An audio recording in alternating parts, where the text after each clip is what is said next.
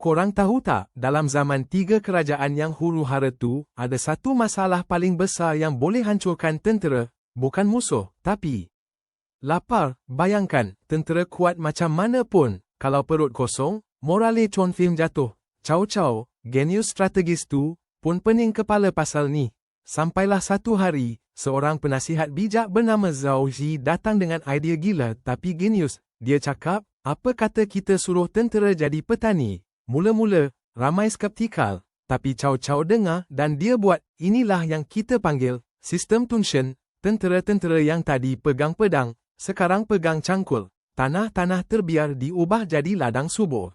Hasilnya, bekalan makanan melimpah ruah, tentera tak perlu risau pasal lapar lagi, boleh fokus berperang dengan semangat baru. Sistem ni bukan je setel masalah tentera, tapi juga bangkitkan ekonomi kawasan yang ditawan. Rakyat pun dapat manfaat. Ini bukti kebijaksanaan Chow Chow dan Zhao Ji. Satu strategi yang ubah haluan sejarah. Memang legend.